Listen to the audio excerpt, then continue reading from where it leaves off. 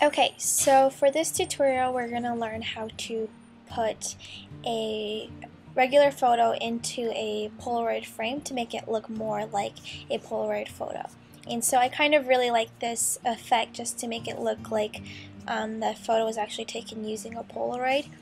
And so what I've already done prior to this tutorial is I made my photo look a little more faded and a little more vintage to kind of fit that look. And so maybe we could do another tutorial later on of how to even make your photos look more vintage, but for today I'm going to strictly just show you guys how to place that into the frame. And so using Adobe Photoshop, I opened up my image that I wanted to use, and then over here I also Googled Polaroid frame as the image, and I selected the one that I liked and I wanted to use. And so you can pick whichever one you want. I particularly like this one because it looks real and it doesn't look like a clip art, but because of the scuffs and the shadowing it looks like an actual Polaroid frame. And so what we're going to do first is, so I copied and pasted this image into Photoshop, and so pay attention over here and make sure that when you paste it that there's two layers. There's the background and then there's layer 1, which is going to be important when we're inserting the photo.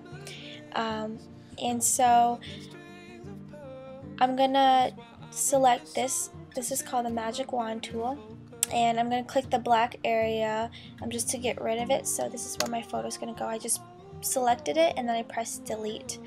And then we're going to have to play around with the sizing, but what we're going to do is come back to this photo and I'm going to just select it, and then I'm going to copy the image,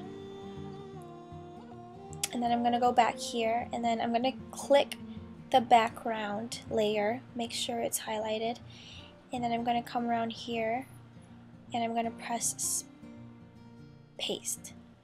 And so you can see here my Polaroid image is coming around. And so this is why it's important to have multiple layers. So you want your photo to go in between these two layers, the background and the layer 1.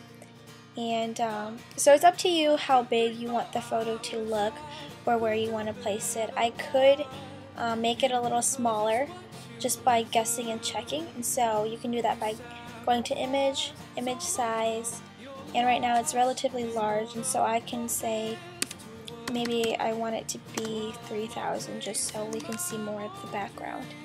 And so I'm gonna right click on this, delete this layer, and try again.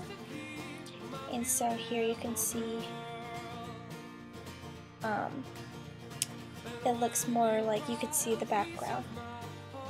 And so I guess this looks pretty good to what I want it to look like. And so what I usually do is I go here to layer and I scroll down until it says flatten image, and I flatten that. And then because this is, you can see right here, kind of faded, I kind of want to get rid of that. And so what I can do is use this tool right here, the eyedropper tool, and I'm going to select the color of what it is. Just click it, simply click it, and then it's going to select what color this is, and then I can try to fill it, or just as a shortcut I'm going to use this rectangle tool and I'm going to draw it right on top of there